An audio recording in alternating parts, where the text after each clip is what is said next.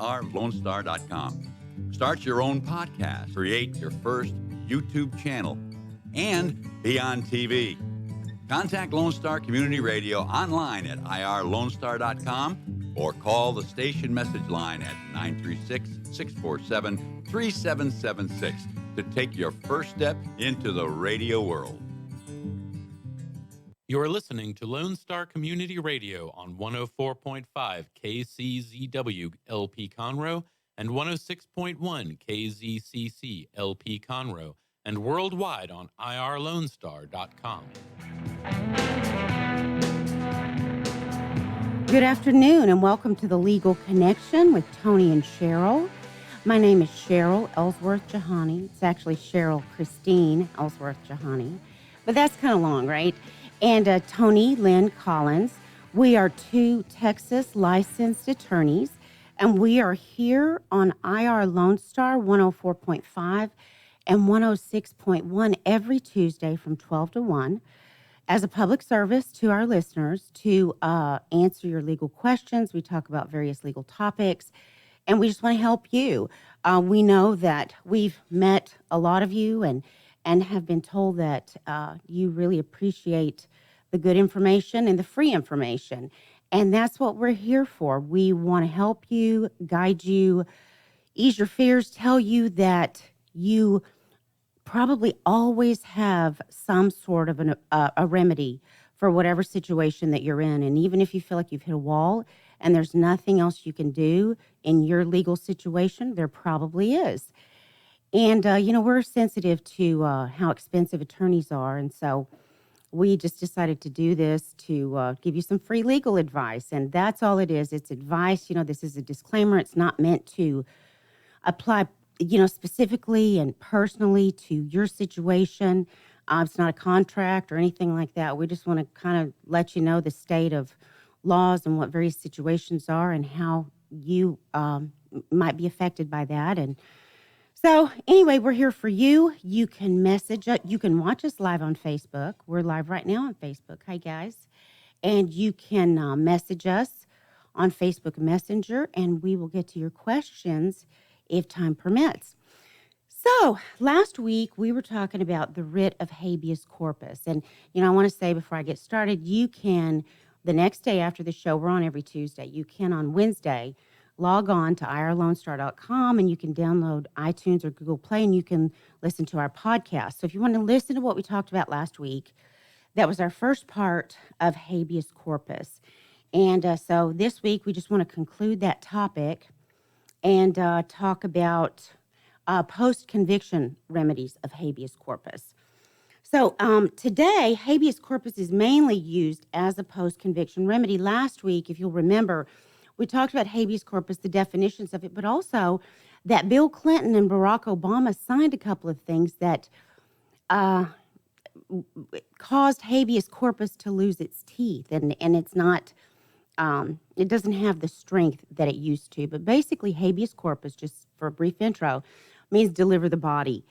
And one of the most famous instances of that was back in Civil War times when Abraham Lincoln was the president, and some people were heading in his direction that were supposedly rebels and heading in his direction. So they started getting arrested without being charged with anything. And Lincoln said, no, that's okay. You can hold them. And so they had to, I believe it was go to the Supreme Court to get those people out of jail because they had been wrongfully detained. And that's, as you know, not what America is supposed to be all about. The problem is that those things occur in times of civil unrest where people start fighting and all sorts of things. And so, law enforcement, they just grab them and throw them in jail to, prevent the civil unrest. Still, that's a violation of our constitutional rights as Americans. The writ of habeas corpus is meant to get you out of jail if you're being there and unlawfully detained. Today, it's mainly used as a post-conviction remedy for state or federal prisoners who challenge the legality of the application of federal laws that were used in the judicial proceedings that resulted in their detention. So it's not on the merits, it's just whether your detention, the judicial proceedings, were appropriate and according to our procedural laws. And other uses of habeas corpus include immigration and deportation. We talked about that last week. But today we're going to talk about post-conviction. Before we do that, I just want to go briefly through how the process of the writ, okay? A petition for the writ of habeas corpus is filed on behalf of a person that's in custody, a concept that has been expanded so much that it's no longer restricted to actual physical custody. Yes. Right? In jail or detention or prison, the writ acts upon the custodian, not the prisoner. So, upon the court, not the prisoner. So, the issue under the jurisdictional statute is whether the custodian is within the district court's jurisdiction. And if it's unlawful detention, then I guess they wouldn't be. That's false imprisonment or false arrest. Yes. Right? Traditionally, the proceeding could not be used to secure an adjudication of a question, which, if determined in the petitioner's favor, would not result in his immediate release. But now the courts abandoned that in an emphasis upon the statutory language. That's our statutes, our written down laws, language directing the habeas court to dispose of the matter as law and justice require. So that leads to post-conviction. Now they're out of custody. I was wrongfully detained. I was wrongfully convicted. And that's really what we want to talk about today, right, Toni, is that how to deal with a wrongful conviction, or, I mean, this applies to a wrongful plea of guilty too, right? Well, it applies to all, I guess, injustice. If you, to the extent that you didn't do what you're accused of doing, and you've now got a conviction on your record. And, I'm just trying to think of the gambit of places that applies. It applies to my immigrants, my guys that are in ICE holds. A lot of times that they plead just to get out. They plead because they've been incarcerated. They have an ICE hold, and if people don't know what an ICE hold is, it's an Immigration and Customs Enforcement hold, because they're not here legally, or maybe they are here legally on a visa or what have you, but for some reason ICE has detained them. I have a lot of people that have been picked up by ICE that are here legally. ICE just picks them up and throws them in the clink. Really? Yes, it's true. And my clients call and they're like, "You won't believe this," because recently in the news they've had that President Trump was going to go to certain cities, like about 10 different cities. That's what I saw. And have what's basically amounts to an ICE raid. He was going to go in and pick up people that it was going to be limited to people that had already had a deportation order that shouldn't be here. I don't even know how ICE knows where these people are if they've already got a deportation order, because they've come back and they shouldn't be here. But somehow they know, and they're going to be deported. But I had a guy that was I'd represented another family member who. It was a situation where his son was accidentally killed because his son was a member of a gang, and he was killed by his father. It was really sad because the father was protecting the rest of the family. They kind of in the crossfire. This kid that kind of started it got killed, and so I represented him, and I was able to get him exonerated. And in doing so, You represented the dad? I represented the dad that accidentally killed his son. It was really, really sad. You told me about that case. But Terrible. ultimately, I guess he has to answer to God. I mean, it was an accident. His son died. What happened. But the bottom line is that I met the family. Okay, and so as in many of the situations where you have illegal aliens here. Part of the family is here legally, right, and part of the family's not. Right. You've got a hierarchy. Mm-hmm. And the same thing happened in this family. You had a lot of family members. The majority were here legally, but some of them happened to be born in Mexico. Right. But the other ones that were, either their family was here or for whatever reason, they weren't citizens. And so, but this particular uncle was a citizen, and I guess one of his ex-wives or girlfriends or something got mad at him and turned him in. And ICE came to the house one morning, literally knocked on his door and said, "You're coming with us." what do you do when the police come to your door and they say You go with them. You go with them. Right. But he was in ICE for quite a while. He had to get a bond and then prove that he was a citizen, and it was totally unjust. That's not exactly what we're talking about today. You don't need a writ of habeas corpus. Well, you sort of do because it was improper, but we just had to show the immigration court that he was a citizen and he was released.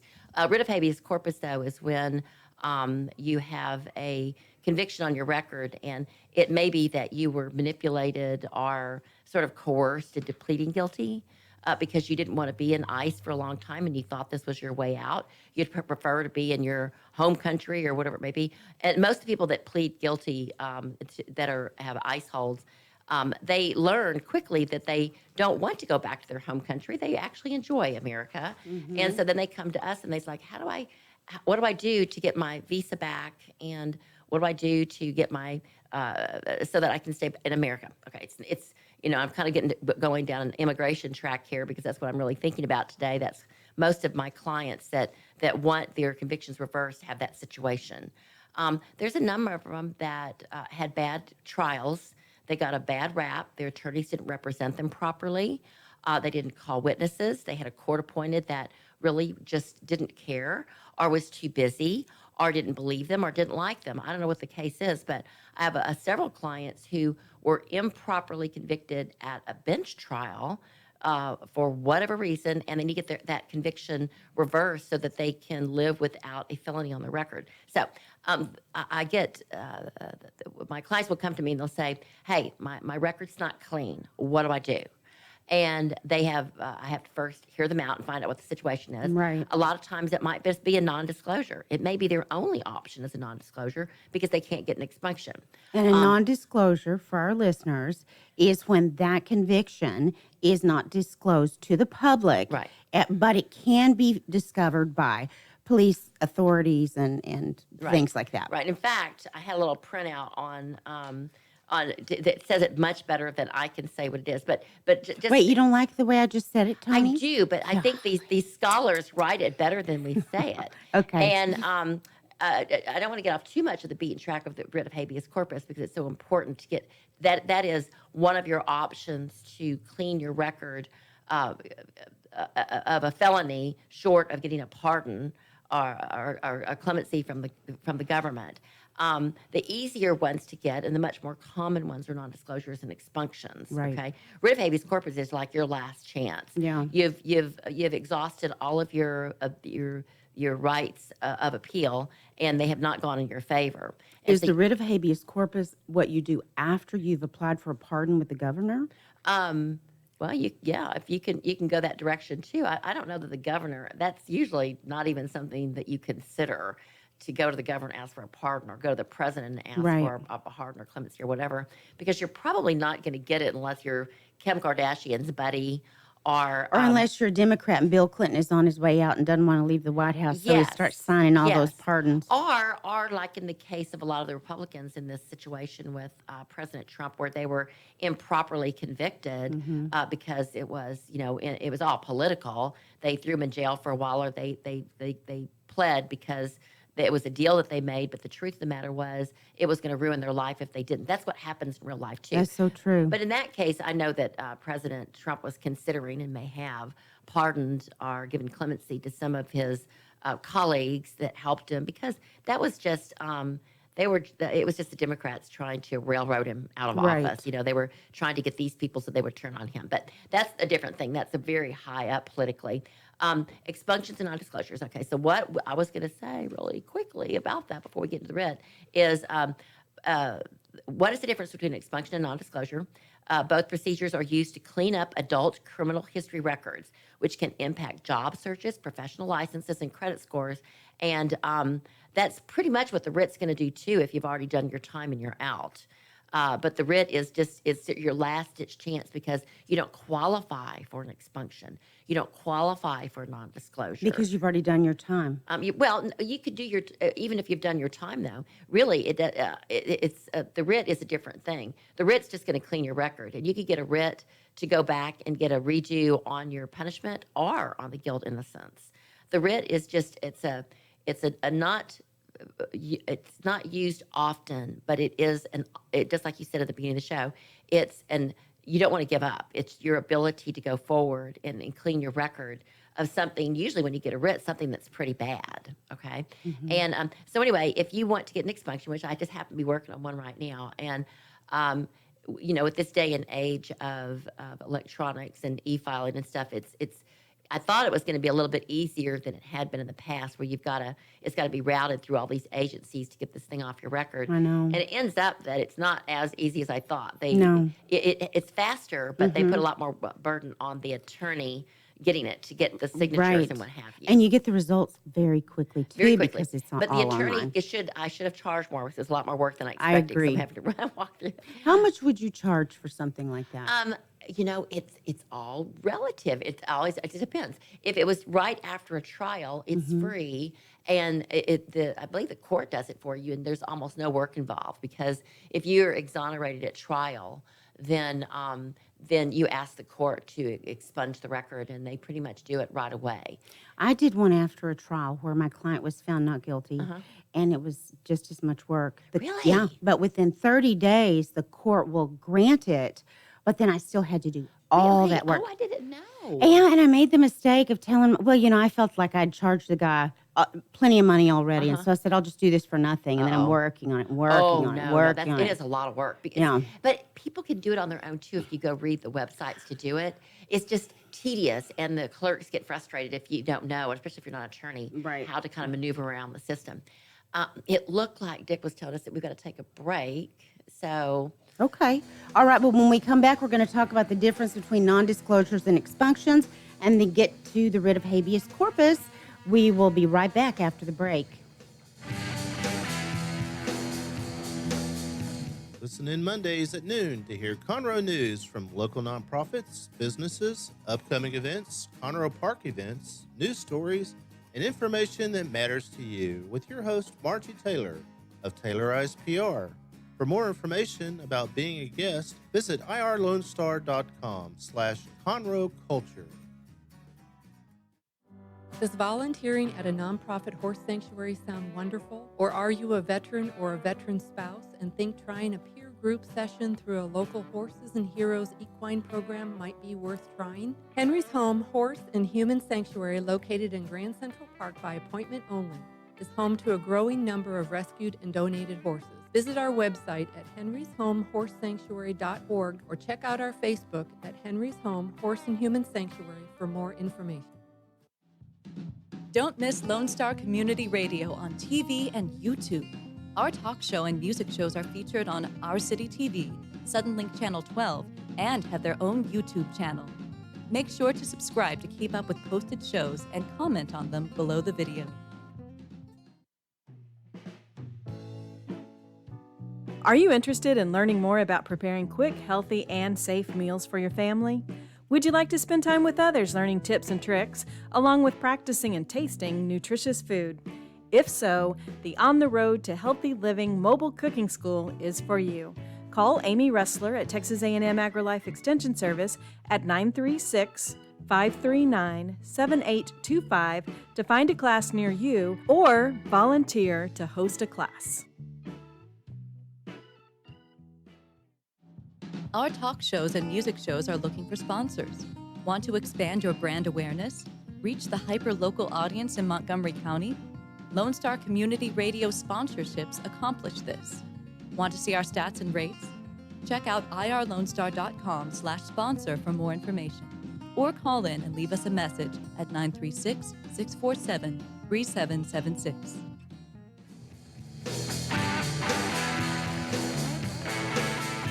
Welcome back to the Legal Connection with Toni and Cheryl.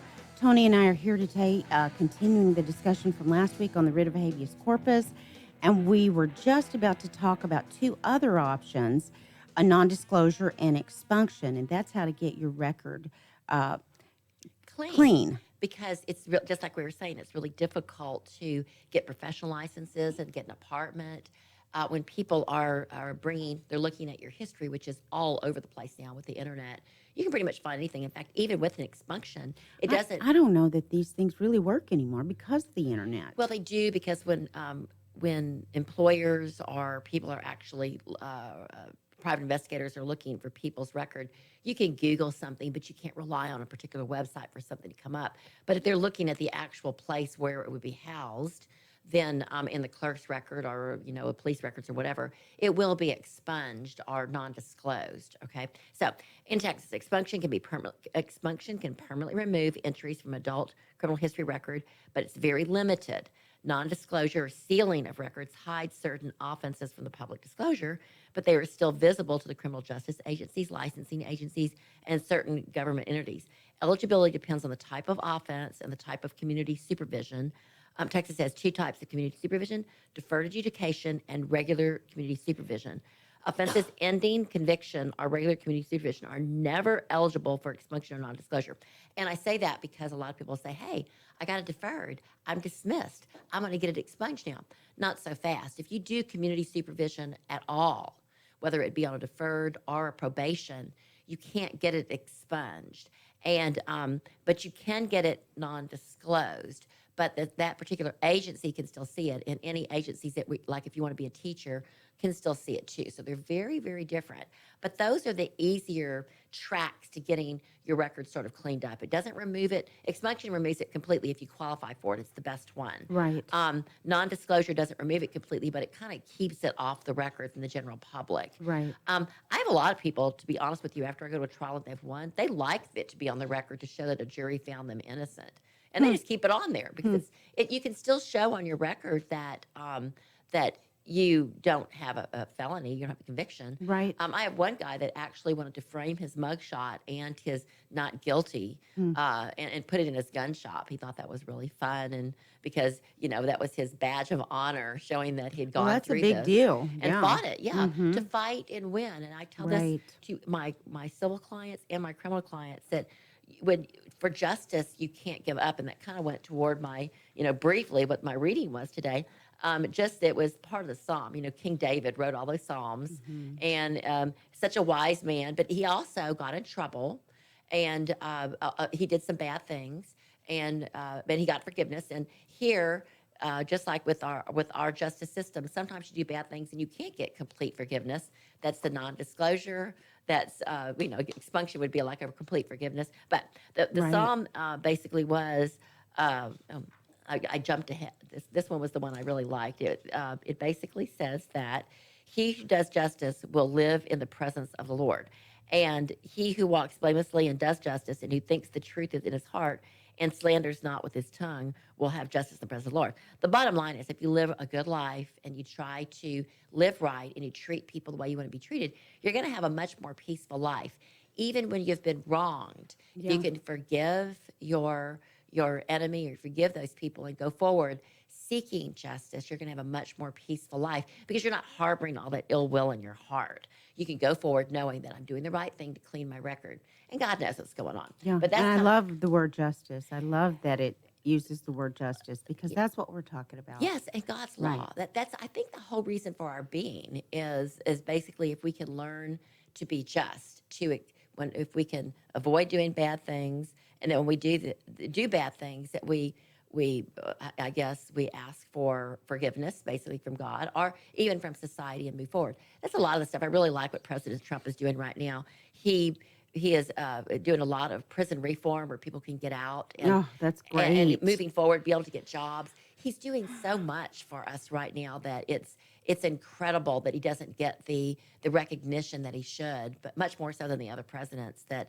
I mean, maybe Absolutely. Reagan did a little bit too, but really, this is he's so quietly making it better for people that may have made a bad decision or gotten a bad rap and going forward. Or we're at the wrong place at the wrong time, or we're wrongfully convicted. I have a client right now who was in a car with a drug dealer, and he is sitting rotting away because Harris County can't get to his case.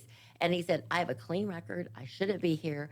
I happened to go get some free beer with my friend who was doing a drug job, which is terrible. And the friend is now trying to get him to take the rap because he's a long rap sheet. I'm like, be careful about who you hang out with. Yeah. Because who you hang out with defines who you are. This guy is now sitting here trying to get back to his family, and he didn't do anything wrong. Did he know there was going to be a drug drop? He asserts to me that he Right. did not. And the records support that he did not know. It was in the trunk. He didn't know anything like that. But On the other hand, he knew that this guy was a shady guy, even though he was friends with his wife. He shouldn't have gone. He should not be hanging around with people that he knows are shady. Yeah. Don't do it. Don't get into a car with somebody that's got any bad record, because you're going to be. You never know what's going to You're happen. going to be implicated, Right. And then you call us, and they're all kind of it's going to cost you, because we can't be pulling our lives down with yours.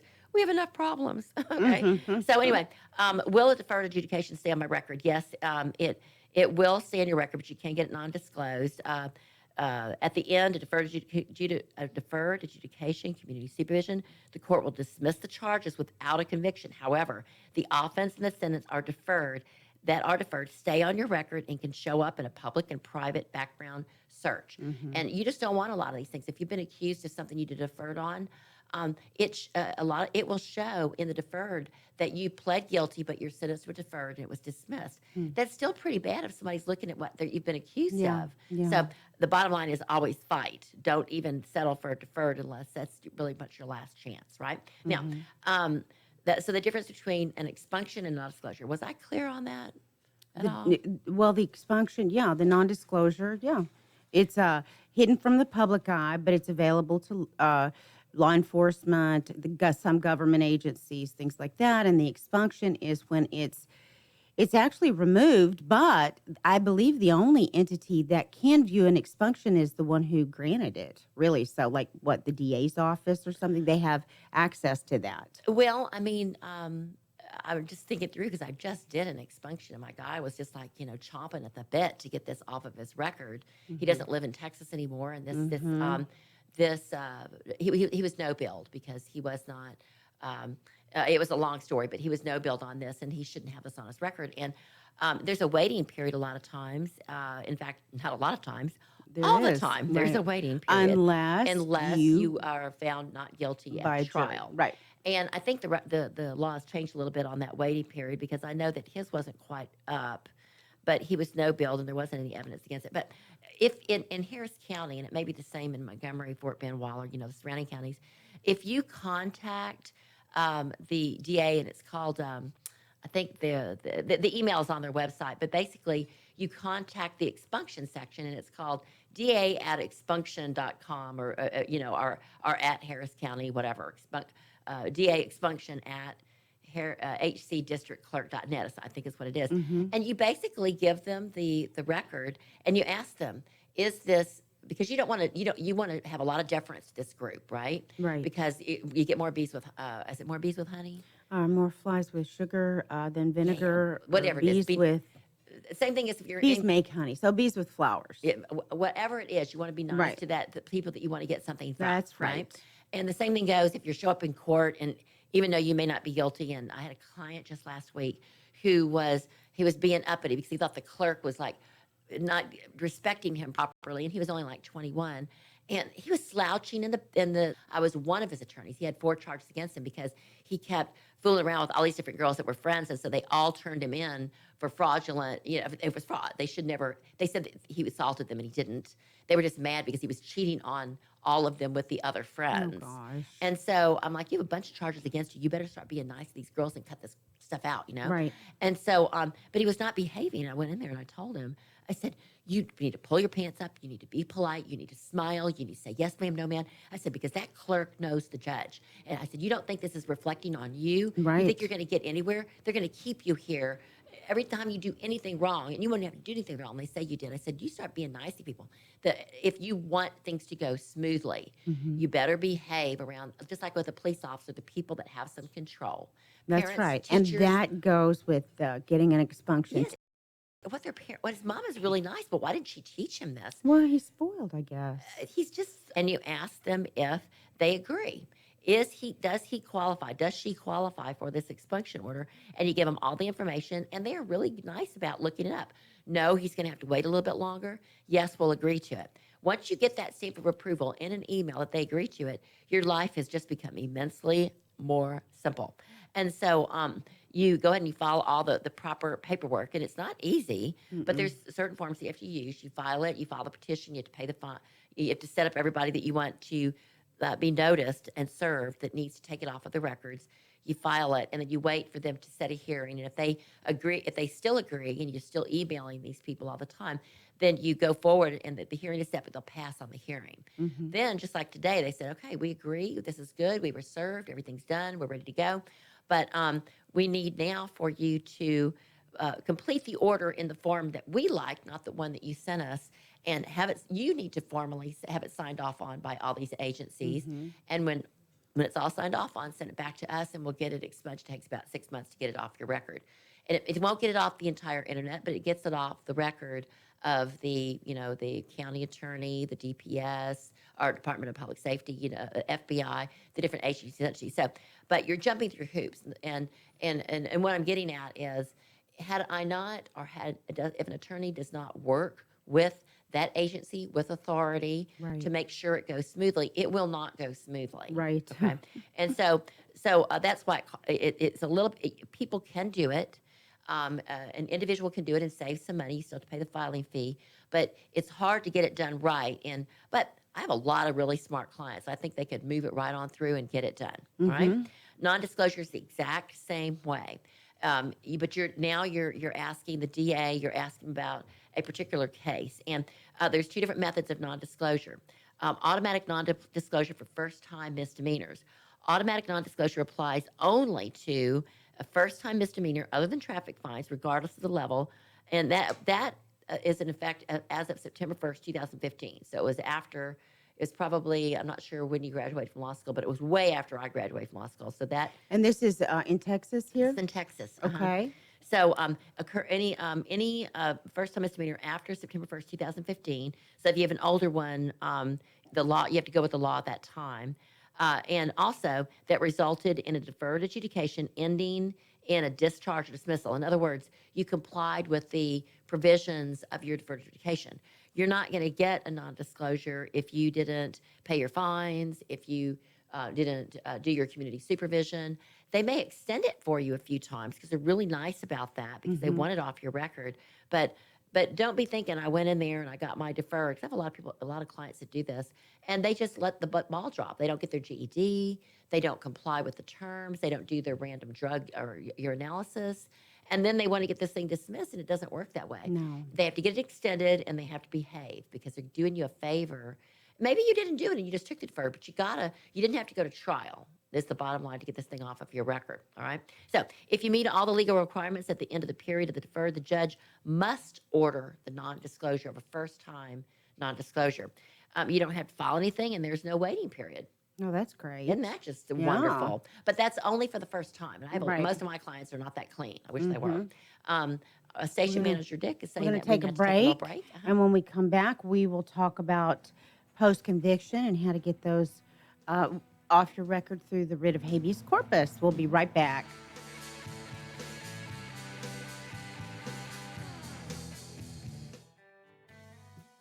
Lone Star Community Radio is Montgomery County's radio station with talk, music, weather, and traffic for Montgomery County. Have a question or comment about one of our shows? Want to know how to reach a host? Just contact the station at irlonestar.com or call in and leave a message at 936-647-3776. Get involved with your community with Lone Star Community Radio. What is homelessness? Have you seen parents struggle to find a job without having transportation or childcare? What about the children sleeping in cars with nothing to eat? Families shouldn't have to struggle to survive, and children should not be homeless. Family Promise of Montgomery County serves the needs of homeless families and their children. Learn about ways you can help and learn about partnership opportunities at www.familypromiseofmc.org or call our day center at 936-441-8778. For those of you who like your partners, your gumbo, and your music salty, well, we're here to help with the music. Julian Shea here, host of Lone Star Country Nights Thursday, your weekly dose of roots and Americana and all the music that makes this part of the country special. We stir in Western swing, honky-tonk, Zydeco, Texas blues, outlaw country, and put a pinch of red dirt, and then we smoke it over a slow fire. Then listen to the results Thursday nights on Conroe's 104.5 and 106.1 and worldwide at irlonestar.com.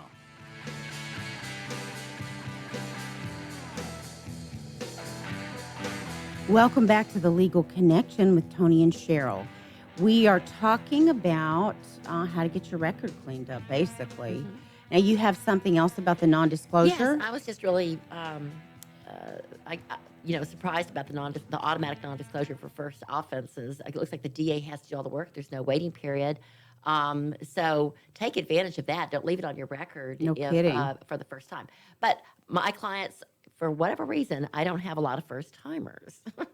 So non-disclosure with petition. The petition is required for all eligible offenses and for misdemeanors that don't qualify for the automatic order. The minimum waiting period for the filing runs from the date of the dismissal of the discharge. And so that's what I was saying. There's a waiting period a lot of times to get this non-disclosure or the expunction. Right. And the waiting period has to do with the DA being able to go back and refile. That was why you have to have the waiting period.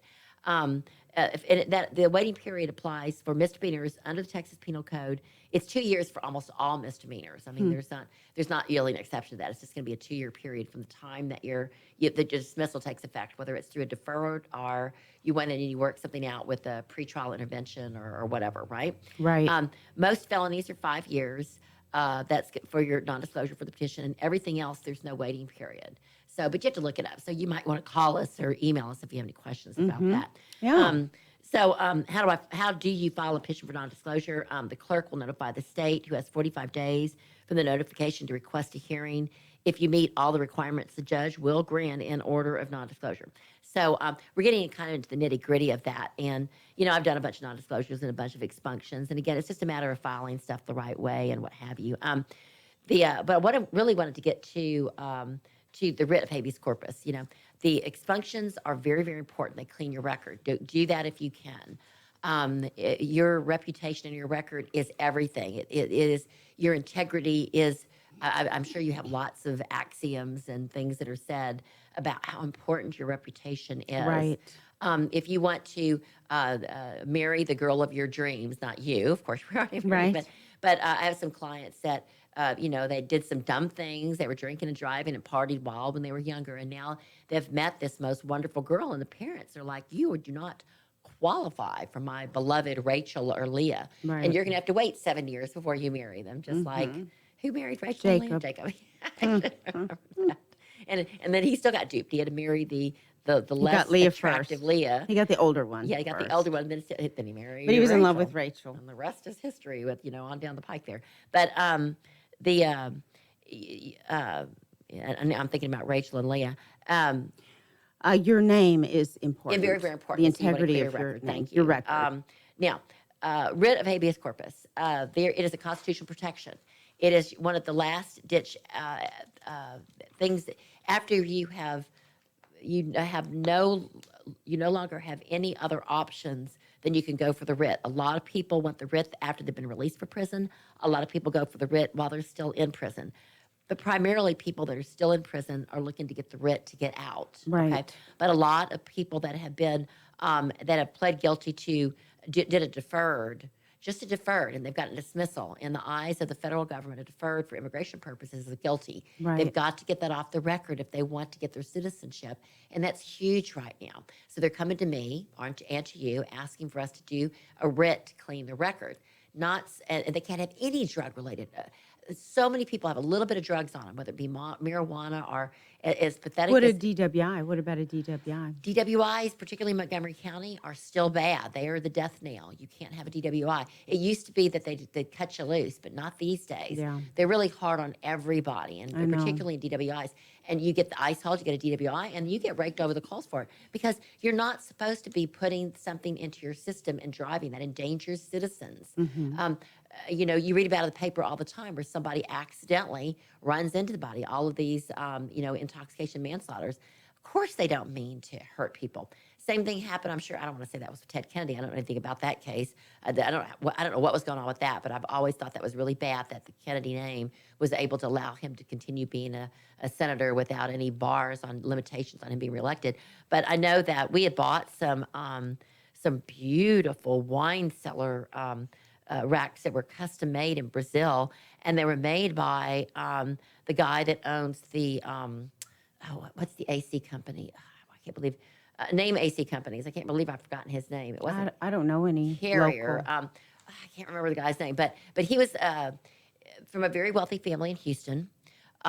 He had a polo team in Florida. Yeah. And he ended up going into business with another gal that opened a restaurant in the Galleria, and they had these wine cellar piece of furniture made in Brazil for like they were beautiful.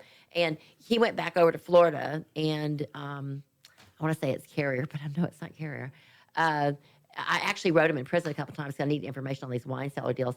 But he ran into I think it was a 21-year-old, 18-year-old kid, just driving along. He was drinking. He was drinking after a polo party or something, and he was convicted in Florida, sentenced to 16 years in prison for intoxication manslaughter, had no record whatsoever, and he tried with all of his might to get this thing overturned, and he got it overturned. I believe it was with a writ we're going to talk about. He got it If we get to that part. Yes. Well, he got it overturned, and then he had another trial, and he was found guilty again. He's back in prison, but he's operating his empire from prison. Yeah, well, and, that's good if he can do that. He adopted his girlfriend so that he could hide the money away from all the money that the victim got for the wrongful death, but that didn't work either, so it was just kind of a mess. But the bottom line was he didn't mean to be driving intoxicated, and he paid dearly for it, and that's why you're not allowed to drink, drive, have drugs, or anything because people are harmed by that. Now, the privilege of a writ of habeas corpus shall not be suspended unless, when in cases of rebellion or invasion, the public safety may require it. And you were talking about that earlier in the show. It's in the Constitution. The federal Constitution provides for it, Article 1, Section 9, Clause 2. As explained in the manual for the U.S. Attorney General's Office, a federal petition for writ of habeas corpus can be filed either because the prisoner argues that there has been an error in sentencing, or the defendant argues that the conditions of incarceration are unjust and unlawful. We get those all the time. These prisoners file writ of habeas corpus because they say it's unjust that I'm not getting the kind of food I want in prison. Those are always denied. They're just a waste of time. They really do an injustice to people that really need a writ for improper imprisonment, right? Right. Federal writs of habeas corpus can deal with either state or federal incarcerations. Federal judges can review what has happened in federal arrest and federal proceedings, as well as in state arrest and in state prosecutions, okay? Section 12 of the Constitution reads that the writ of habeas corpus is a writ of right and shall never be suspended. The legislature shall enact the laws to render the remedy speedy and effectual. Well, there's a pretrial freedom writ of habeas corpus before conviction, and I'm going to get into that in a minute. But what we were talking about in our last show is that they've made these federal writs nearly impossible to get. They've made it so that all the loopholes to jump through to get it kind of written off. Now, you can get a state writ too, and you get kind of two bites at the apple. You can do a state writ and a federal writ, and the grounds are basically the same, but they're so hard to get. But if we went over, we're going to go over it a little bit today. How much time do we have left with our show? 10 minutes, good. We're going to go over the grounds again and the viability of you being able to get a writ, because they're hard to get, but not impossible, all right? And if you get the writ, again, it's not a get out of jail free card, because it just sends you back to court. Right. To determine, and the Innocence Project that's what they do. They get writs when DNA shows that the DNA does not show that they're the person that committed the crime. And I was reading a case last week where there was a writ, and the writ was granted by the state court. There was a guy that I think his stepdaughter had accused him of raping her at a family function, and they went to court, and he was convicted. And he did a writ because he said, I've got proof. My attorney was bad. I have proof that I wasn't even there where she said I was at. There was no way I could have done this. Oh, my goodness. It ends up that he filed that proof to show by his telephone records and all these records showing he couldn't even have been there. This kid was a liar. It ends up that she filed an affidavit. He got the writ. She filed an affidavit to exonerate him that said, hey, I forgot to tell y'all that my stepfather has been raping me for years, and she was 18 now. However, when they got a new trial, they went to, it got kicked back because the Supreme Court said, we still don't believe that the writ should be approved. So we're going to kick it back to state court to look at the grounds for a writ. because the state judge determined that this the girl was a liar.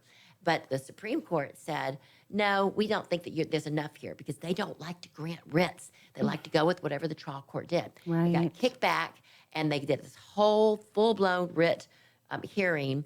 And the girl goes to trial, and she testifies that, because she wanted to save face, because she's still just a little brat.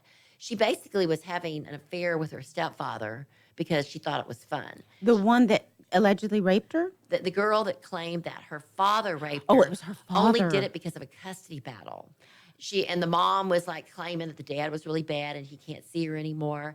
And she failed to note that the reason that her medical examination showed that she, was having sex and all this stuff, and she may have been pregnant, was because she was having sex with her stepfather, her mother's new husband. Oh, gosh. But that was really because he was a much younger man, very close to the girl's age, and she was, she just was like a Lolita, basically. Right. So she goes to court, and she's still mad at her dad because her dad's a disciplinarian, and she says, well, I didn't tell you about I didn't lie. I didn't tell you about the affair that I was having with my stepfather, but I'm not going to recant that my father didn't also rape me at that, at the party, which he had proof that he didn't. And so the judge again said, no, I'm going to send this back because I believe that the writ should be granted because basically he didn't believe this gal. Mm-hmm. It went to the Supreme Court again, and the state Supreme Court said, we're not going to grant this. We're not going to reverse it because she didn't recant the facts, and the original jury determined that he was guilty without all the facts. So it's hard. Toni, that's injustice, and the guy is still in prison. And the guy had a bad attorney who didn't even present the evidence that would have exonerated him. So it's very, very important, and we can't emphasize this enough, that when you get your bite at the apple, you better, if you don't think your attorney is doing you justice, that all of your evidence has not come before the court, you need to ask for a continuance and ask for a new attorney to represent you, and tell the judge. I've seen it before. Judges don't always go with the defendant, but if you go before the judge and you stand your ground, don't buckle and say, my attorney's not representing me properly. There is other evidence that needs to be presented. I am due per the Constitution a fair trial, and I'm not getting it. If you give the judge this, the judges are people too, and they're really pretty fair. Well, and at least that'll be on the record, Yes. so that if later you want to file a writ of habeas corpus and say I wasn't represented properly, you made an objection at the time too. Yes, you have to do that. And I have these people that come to me later saying, but I really liked my attorney, and it looked like they were working hard.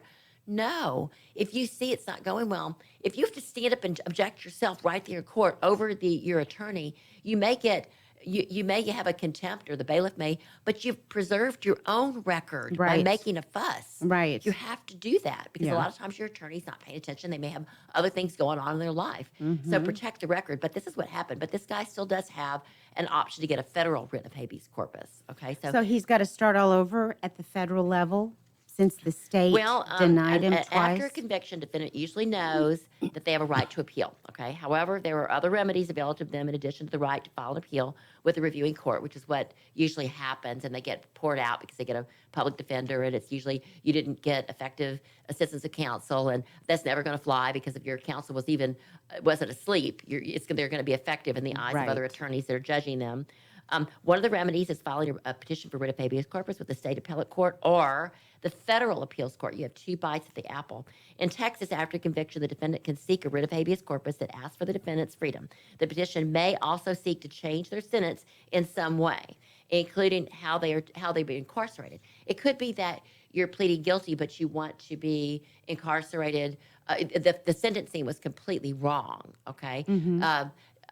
I don't want to use the example of the gal that drowned her 5 kids because she got on appeal. She went back and then they found her insane, and so and then she she's could in a actually get mental out someday. But she institution. probably won't, killing her 5 kids. But anyway, for Dallas and North Texas, the petition for writ of habeas corpus, and including in South Texas, after a federal conviction may be filed with the local federal court or the United States Court of Appeals in the Fifth Circuit, the federal appeals court is located in New Orleans, which I've been there. I love it. It's really almost like going to Washington, D.C. It's kind of exciting to do, but it's kind of scary. Seeking relief from petition for a writ of habeas corpus, courts are not known for granting writs of habeas corpus. It is like hardly at all, but you've got to try. Don't ever give up. A lot of prayer prayer and facts. I tell it to all my clients. That may be the only thing that saves you: prayer and the facts. All right. Right. Even if the writ is granted, it does not necessarily mean the court will free you or otherwise order relief for you as an incarcerated prisoner, because you have to go back and you have to fight it, and that's what we were talking about in this last part of the segment. Now, the habeas corpus, if you want to find out what your rights are, just kind of look at it, our loved one who's been improperly convicted or their sentence was bad, you want to look at Chapter 11, the Code of Criminal Procedure, Chapter 11. It's the habeas corpus section. It's very easy to read. It's almost like a little how-to, all right? The first one is what the writ is. It tells you about what the writ is. We've already gone over that. It's a remedy to be used when a person is restrained against his liberty. It is an order issued by a court or a judge of competent jurisdiction directed to anyone having a person in his custody or under his restraint, commanding him to produce that person at the time and place named in the writ and show why, if he is held in custody or under restraint, it is wrong.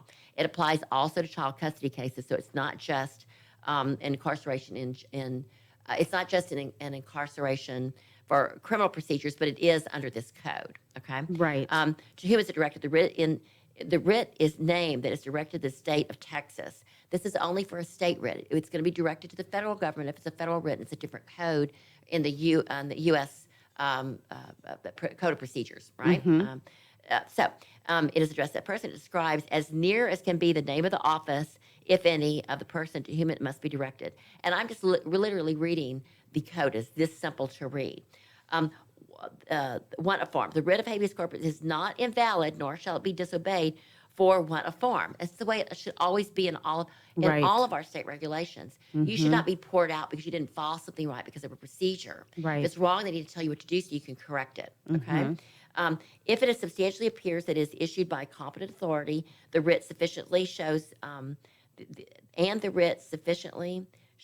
objects of its issuance, and it should be reviewed properly. If it's wrong, like in Harris County, they'll kick it back to you. The clerk will email you and let you know you need to file it in this form. We prefer this form because remember, you're trying to appease the gatekeeper to get it in the door. Right. They usually will pour you out and say no, but don't give up there because people are wrong. Remember, they're all a part of the same group. As nice as they are, they have the same employer, and it's usually the county, the state, or whatever. Okay.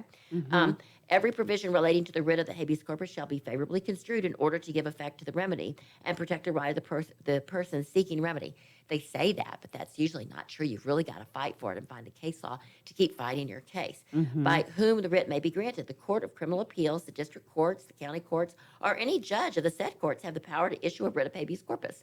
So it's not just one entity. It's whatever you go to the court that you believe has jurisdiction. It's usually the court that convicted you or the court that you're dealing with, right? Okay. So the procedure after the conviction without a death penalty, the Article 11.07 is your critical procedure. Read that thoroughly. This article establishes the procedure for an application for the writ of habeas corpus in which the appellant seeks relief from a felony judgment imposing a penalty other than death.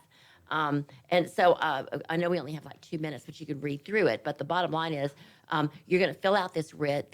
You can look at how other writs have been completed. You want to look at a writ that has been successful. We talked about a writ that was successful in federal court in our last show, although it didn't work out ultimately because in that particular case, and that was Harrington versus Richter, in that case, the Supreme Court still poured them out, but that doesn't mean that your case won't be successful, particularly if there was no evidence supporting your conviction or that your punishment was completely improper. Right. So I think what we were trying to say in our show is don't give up. Right. Just like you said earlier in the show, you have lots of options. If at first you don't succeed, keep trying your writ, because if more evidence becomes available, then you can still open it up again. They do it all the time. You see it on all these crime shows. Right. That somebody else has come forward and said, I was the one, I've got the smoking gun, I killed them. To keep going, there's always going to be a way to get around it to preserve your rights and your liberty. Right. Okay, guys, thank you for listening. We appreciate it. We want to remind you to always serve God by serving others. Okay, we'll see you next week, guys.